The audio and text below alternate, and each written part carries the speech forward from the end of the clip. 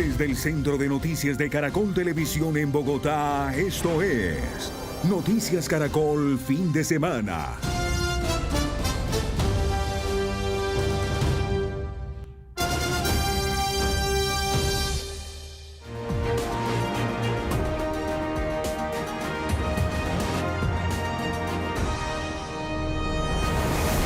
Colombia decide 2026. En este momento faltan 6 días, 19 horas, 28 minutos y corren los segundos para que se abran las urnas el próximo domingo 21 de junio, cuando decidiremos quién será el próximo presidente de Colombia.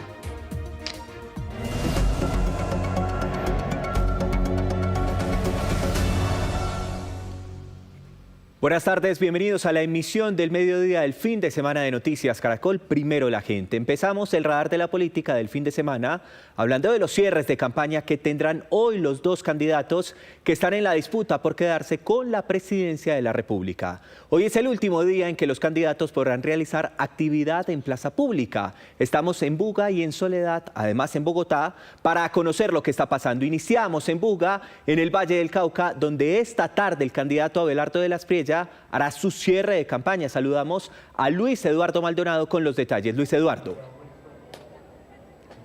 Un cierre de campaña que está previsto para las 4 de la tarde. Me han dicho que el candidato presidencial llegará en los próximos minutos a la ciudad de Buga, acompañado por su familia y su equipo de campaña. Pero básicamente tiene dos eventos. Uno religioso, llegará y va a ingresar por este costado a la Basílica del Señor de los Milagros. El propio Abelardo de la Espriella ha dicho que va a orar por la salud de Colombia y que por supuesto va a encomendar al Señor de los Milagros el futuro de su campaña presidencial.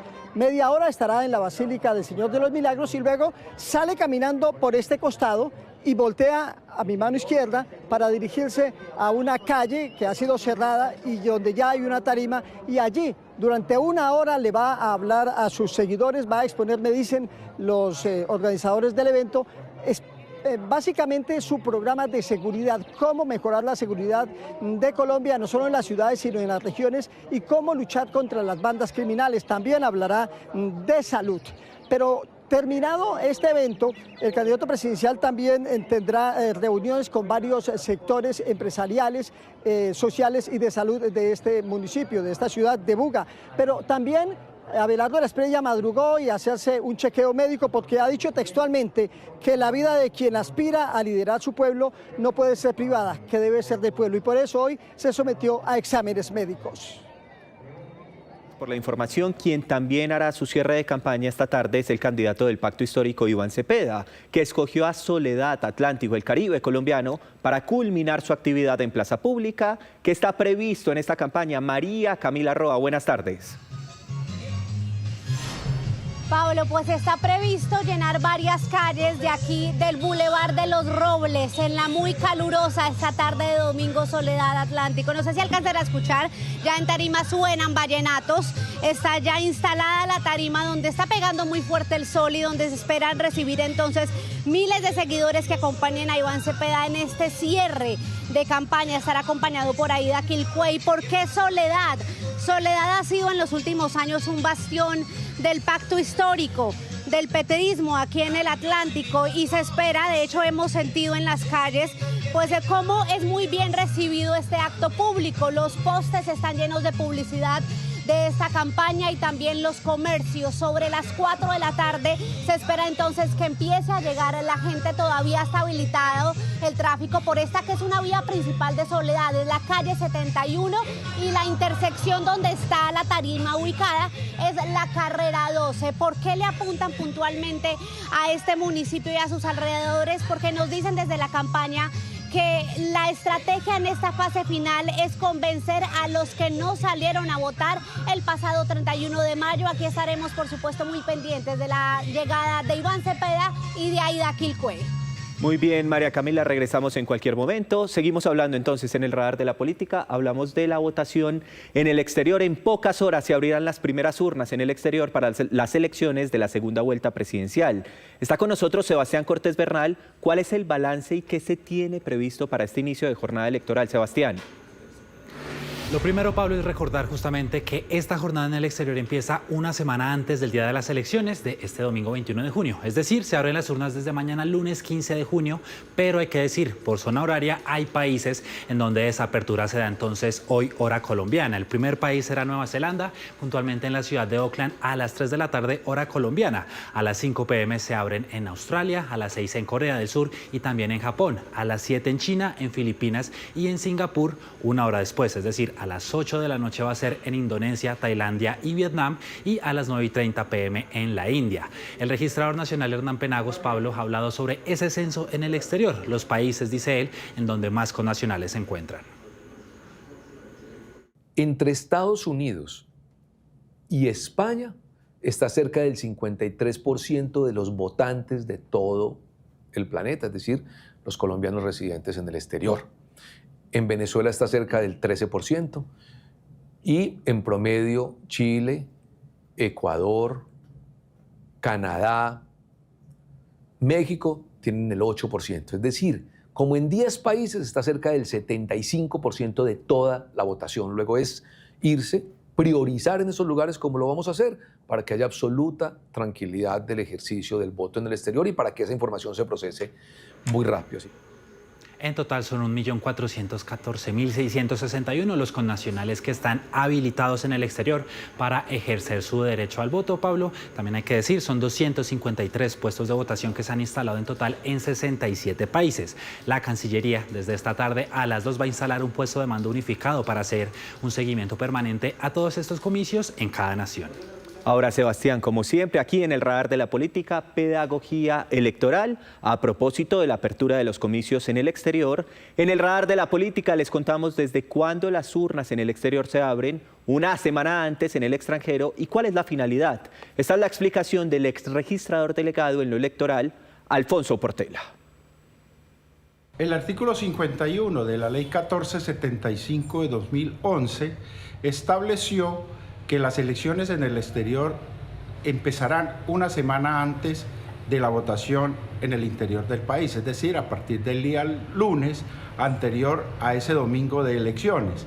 Esto con el propósito de facilitar que los colombianos residentes en el exterior puedan ejercer el derecho al voto, teniendo en cuenta las distancias que existen en los diferentes países de los puestos de votación que se instalan para que los colombianos puedan votar en el exterior.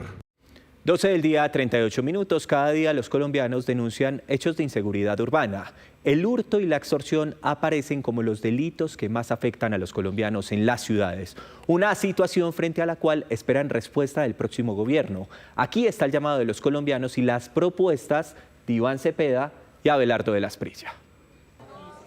En las calles el llamado al próximo presidente de Colombia es contundente. Es una tarea dura. Sea el que suba, de todas maneras lo que se le pide de seguridad, la seguridad debe empezar desde la casa donde uno vive, del barrio mismo donde uno vive. Delitos como los homicidios, que ya se cuentan en 4.961 este año, y la extorsión, según la policía, siguen en aumento en gran parte del país. Y con enormes tasas de impunidad, que es uno de los problemas más importantes de seguridad ciudadana. No es solamente que sucedan delitos, sino que cuando esos delitos suceden, el Estado no tiene cómo castigarlos. Y eso, por supuesto, incentiva que haya más criminalidad.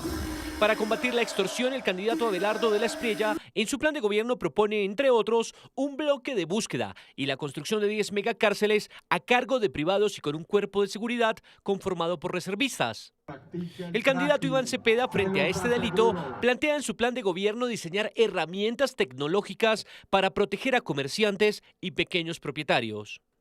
Para el profesor Jorge Mantilla, ambas propuestas se quedan cortas frente a la complejidad del flagelo, que hoy se siente con más fuerza en La Guajira, el Valle del Cauca y el Cesar.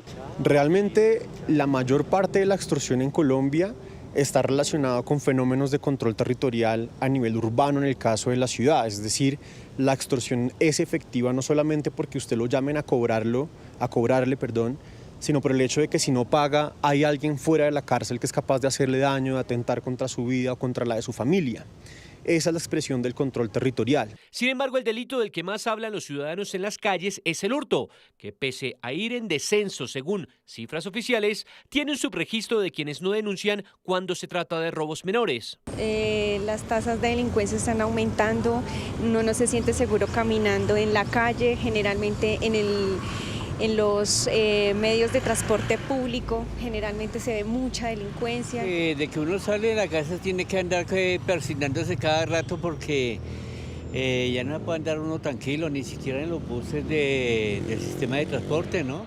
Ambos candidatos coinciden en que se debe fortalecer la fuerza pública y desmantelar las grandes organizaciones criminales. Eso sí, mientras Cepeda plantea una política de seguridad humana con enfoque social, De la Espriella plantea atacar el microtráfico como eje de la violencia urbana y barrial.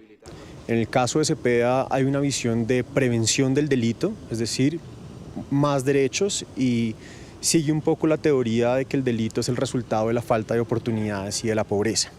En el caso de De la Espriella es una percepción de control del delito, es decir, que se requiere un Estado más fuerte y castigos más drásticos. Yo creo que son propuestas electorales que hablan mucho del qué, muy poco sobre el cómo, que es realmente lo que debería entender y de lo que debería informarse a la ciudadanía. A este investigador también le preocupa que la polarización termine afectando cualquier estrategia de seguridad sin importar el candidato que gane. Preocupa mucho que en un ambiente de polarización como en el que estamos hay una gran pregunta y es cómo van a trabajar estos futuros presidentes o el futuro presidente con los alcaldes y gobernadores.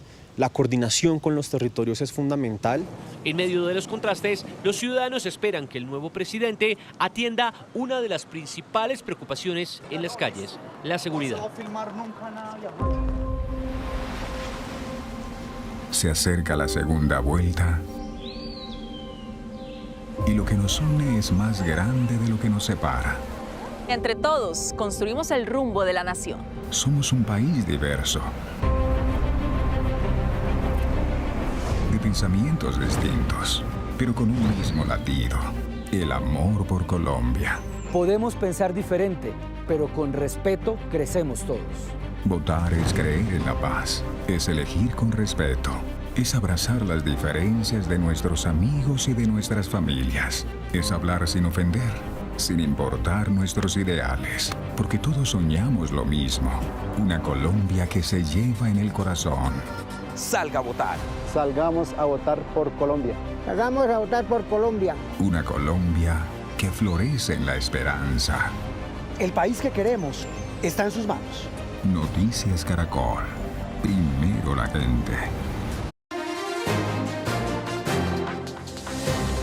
12:56 de la tarde, Noticias Internacionales. Los ojos del mundo están puestos sobre Medio Oriente a la espera de un acuerdo entre Irán e Israel para acabar la guerra y reabrir el estrecho de Hormuz. Sin embargo, un ataque de Israel en contra del Líbano pone en tela de juicio la continuidad de las conversaciones. Los habitantes del sur de Beirut fueron sorprendidos por un nuevo ataque. Las Fuerzas Armadas israelíes aseguraron que apuntaron en contra de objetivos del grupo Hezbollah. En las calles de la capital libanesa, la incertidumbre es protagonista. Nos quedamos aquí y no huimos durante la guerra. No tenemos miedo, no abandonaremos nuestra casa pase lo que pase. Pero hoy no esperábamos que nos atacaran. Los niños están aterrorizados, como es natural. Nunca nos iremos. Las fuerzas israelíes publicaron este video en el que se puede ver el momento del ataque e informaron que 2 personas murieron en el operativo. Aseguraron que fue la respuesta a un ataque efectuado por parte de Hezbollah en el norte de Israel. El presidente estadounidense Donald Trump aseguró que el ataque de Israel no debería haber ocurrido, especialmente en un día tan importante cuando las delegaciones de Irán y Estados Unidos están a punto de alcanzar un acuerdo para acabar con la guerra y reabrir el estrecho de Hormuz. No obstante, el presidente estadounidense se mostró optimista y dijo que una firma estaría próxima a concretarse durante las próximas horas. En Líbano, piden un respiro a la guerra.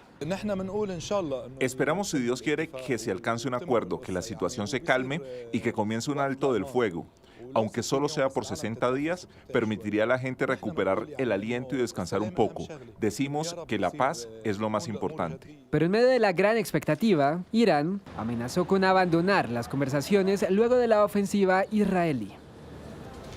Cambiamos de tema porque en Brasil 6 personas murieron en horas de la mañana tras chocar 2 helicópteros en pleno vuelo en el occidente de Río de Janeiro.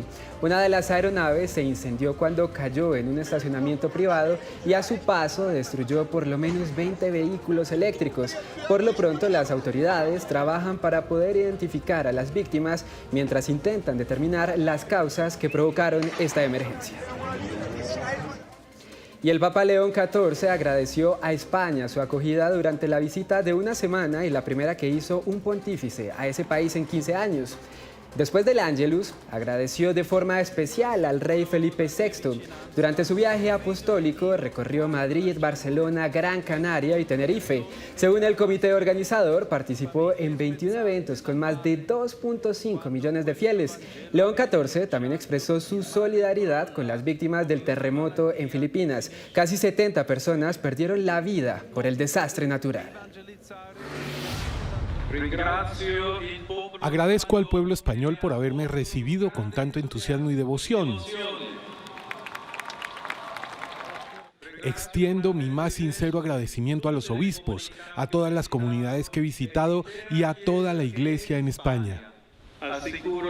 Deseo expresar mi solidaridad con el pueblo de Filipinas, que fue golpeado por un poderoso terremoto. Rezo por los fallecidos, por los heridos y por sus familias.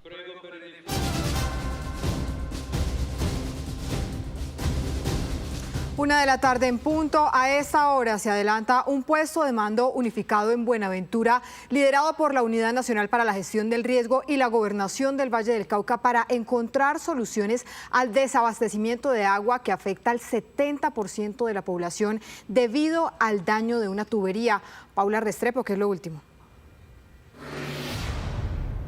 Hola, ¿qué tal? Muy buenas tardes. Lo último es que la Gobernación del Valle del Cauca y la Alcaldía de Buenaventura ya presentaron el balance de daños a la Unidad Nacional de Gestión del Riesgo y hablan de un cronograma de soluciones. De acuerdo con las autoridades, de 6 a 8 días estaría regresando el servicio de agua potable en Buenaventura. De acuerdo con la Unidad Nacional de Gestión de Riesgo, la maquinaria que ellos enviaron viene por río y estaría llegando hacia el mediodía de ese domingo al lugar, la quebrada El Venado. Sin embargo, la Gobernación del Valle del Cauca también envió maquinaria amarilla y está desde horas de la tarde de este sábado, así como los carrotanques que están abasteciendo a la ciudad de Buenaventura.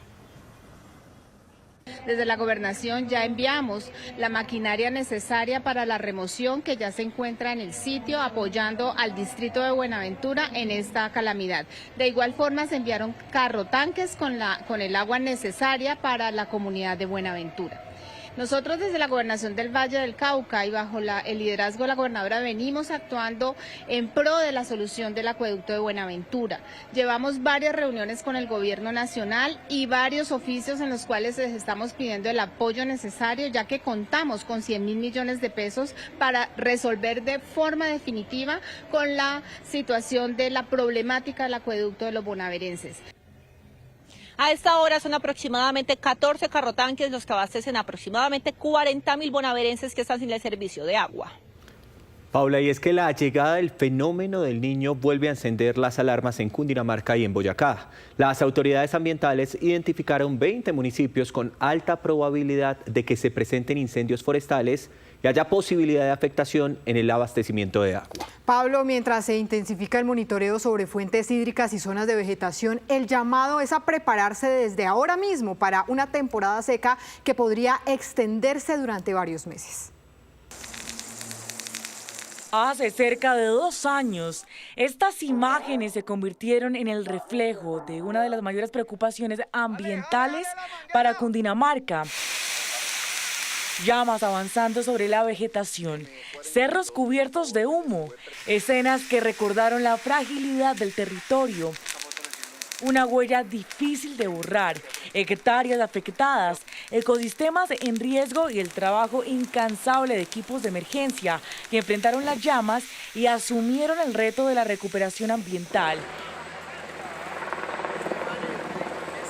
Este es el mapa de monitoreo de las autoridades ambientales en Cundinamarca y Boyacá, un registro que identificó los municipios con mayor riesgo de incendios forestales en medio de la llegada del fenómeno del Niño. La alerta se extiende a 20 de estos municipios, varios de ellos ubicados cerca de Bogotá como Soacha, Girardot y Ricaurte. Son algunos de los municipios donde podemos tener un mayor riesgo de evidenciar focos de incendios y donde, de acuerdo con el comportamiento de las fuentes hídricas, se espera una mayor afectación y un mayor riesgo de desabastecimiento. En distintos puntos del departamento, fuentes hídricas como estas son monitoreadas, sus niveles y capacidad de abastecimiento. Muchas comunidades dependen en gran mayoría de estos caudales. Es decir, los temas asociados a agua para consumo humano, agua para industria, para agricultura, van a quedar en una cuerda floja, ¿no es cierto?, que les va a obligar a tener que buscar, o nos va a obligar a tener que buscar fuentes alternas para poder abastecer. El plan de acción de la Corporación Autónoma Regional de Cundinamarca que está desplegado consiste en seguimiento en tiempo real, recorridos por municipios más expuestos. Al mismo tiempo se activaron programas con empresas de servicios públicos para identificar sistemas alternos de abastecimiento. Porque detrás de cada afluente hay cultivos, hogares y comunidades enteras que dependen de su caudal. Y detrás de cada hectárea que se conserva también está la posibilidad de evitar que escenas como estas vuelvan a repetirse. Es la 1:04 p.m. El fenómeno del Niño apenas empieza y en ciudades como Bucaramanga ya sienten el desabastecimiento de agua. En lugares como el centro poblado Villa Carmelo, que tiene más de 800 familias, la misma comunidad puso un pico y placa para que el agua alcance. Gladys y Nubia se han convertido en líderes y guardianas del agua. Estas dos mujeres santanderianas se las han ingeniado para que el líquido vital alcance para las 800 familias, sobre todo para sus cocinas. El agua la mando, digamos, en la mañana, si amanece el tanque lleno, la mando para el bloque A y el bloque B, y si le corresponde al bloque C y el bloque D. Esto siempre se maneja de esa forma. Lo único que le aconsejamos a la gente que no se pueden lavar carros ni motos. Está empezando el fenómeno del Niño y ya estamos sin agua. Aquí se maneja prácticamente un pico y placa con el tema del agua. Estas dos familias hacen parte de las más de 250 que en Bucaramanga ya sufren de desabastecimiento. Para ellas, abrir la llave y ver que los 40.000 litros que se recogen de la quebrada La Jabonera y los carrotanques del acueducto no alcanzan es una alerta. ¿En ese momento tiene agua en su casa? No, no hay, porque el turno me corresponde en horas de la noche. Me toca comprar bolsas o depositar el día anterior. Las autoridades trabajan para surtir el agua adecuadamente en la región, pero también hacen un llamado al uso responsable. Estos tanques tienen como propósito fundamental dos funciones. La primera, que el cuerpo de bomberos pueda abastecerse en algunos puntos de difícil acceso cuando se presenten incendios forestales, pero también que la comunidad de estos corregimientos pueda abastecerse. Según el IDEAM, el fenómeno del Niño puede extenderse hasta el primer trimestre del 2027. Mientras tanto, el pico y placa y algunas sanciones son medidas a implementar durante este periodo. A esta hora es noticia en Bogotá el robo de un vehículo que terminó en balacera y finalmente con la captura de estas 3 personas. Y es que llegan estos señalados delincuentes al comercio a comenzar a disparar para llevarse el vehículo. Uniformados también gracias a la denuncia de la comunidad llegan a este punto y comienza esta persecución. Hay que decir que en medio de esta situación una moto de la policía también fue agredida, daño a bien ajeno, y fueron dejadas estas 3 personas por varios delitos: delito de receptación, violencia contra el servidor público y daño en bien ajeno, y tendrán que presentarse a las autoridades. Lo que sigue diciendo la policía es alertar sobre estos hechos y sobre todo el delito del robo de vehículos, que se ha vuelto un dolor de cabeza aquí para los bogotanos.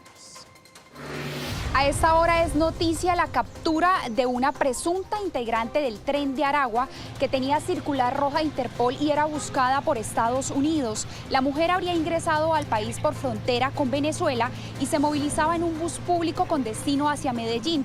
Fue detenida en un puesto de control migratorio y dejada a disposición de la SIJIN y de la Interpol. Las autoridades la señalan como una de las piezas claves del manejo de las finanzas del Tren de Aragua. Hay alerta porque esta banda transnacional estaría usando buses interdepartamentales para ingresar y salir de Colombia. A esta hora es noticia el rescate de 8 personas en el sector de Los Limones, zona rural de Buenaventura. En las últimas horas, 2 embarcaciones en las que se trasladaban 7 adultos y un menor de 2 años fueron, al parecer, secuestradas por el grupo criminal Los Chotas. Las autoridades activaron de inmediato la ruta de rescate y pudieron dar con el paradero de estas personas en zona rural del Distrito Especial. De acuerdo con el Gaula de Buenaventura, este grupo criminal pretendía cobrar hasta 25 millones de pesos por el rescate de una de estas personas. A esta hora es noticia la incautación de 2.6 toneladas de cocaína en aguas internacionales. Esto en el marco de la operación Esmeralda Plus, que permite además la cooperación internacional. Gracias a la información de la Policía Nacional, en conjunto con las autoridades de Costa Rica, identificaron esta embarcación, un semisumergible que salió desde la costa pacífica colombiana con destino hacia Estados Unidos. Le identificaron específicamente en el sector de Cabo Matapalo. Esto es Costa Rica. Este semisumergible transportaba una carga gigantesca de cocaína y permitió además también la captura de 3 personas, 2 colombianos y un ecuatoriano.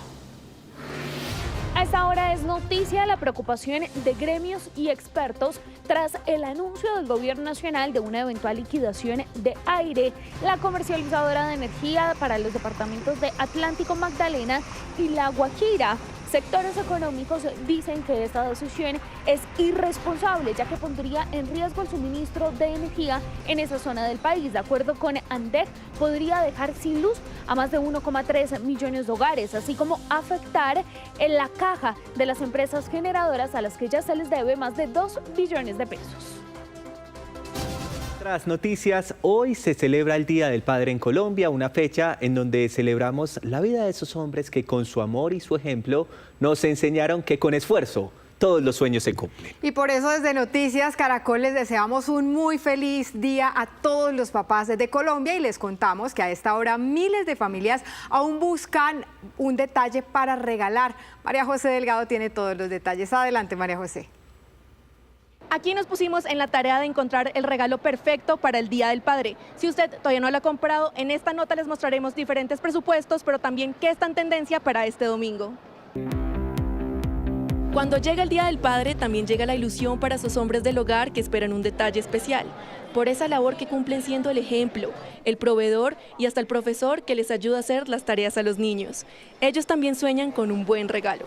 Me gustaría que me regalaran una mascota, un perro de esos que crece tan grande que me toca salirme de la casa para que le entre. Ya pueden ser guantes de portero, un balón, una camiseta. Una invitación a cenar. Nada más que el amor de mis hijos y que siempre sigan el camino de Dios, para mí es lo más importante. Un regalo que en varias ocasiones los pone a buscar. Pues mi esposo se espera como un teléfono. ¿Te lo vas a dar? No. Detalles que en varios lugares se pueden encontrar, como es el centro de Bogotá. Estamos manejando estas promociones de jeans, la cual puedes llevar 3 por 110, la cual te quedan más o menos a 36.000 pesos. Ropa, accesorios y tecnología siguen encabezando la lista de los regalos más buscados. En los centros comerciales, este será un fin de semana de rebajas. Nosotros tenemos este pantalón que se llama jogger, los tenemos en 149.900 y nos quedó en 89.900. Los restaurantes se convierten en otra buena opción. Tenemos menús especiales, descuentos especiales. Aumenta un 40%, vienen muchas familias, muchos amigos a celebrar ese día. El comercio está listo para la celebración del Día del Padre. Están felices porque la fecha se movió. El cambio nos ha favorecido bastante, las reservas se han incrementado. Bueno, el fin de semana del Día del Padre esperamos 290.000 personas. Y si usted todavía no ha comprado el regalo para papá, aún está a tiempo, pues en varios centros comerciales extenderán su horario para recibir a los compradores que buscan ese regalo especial.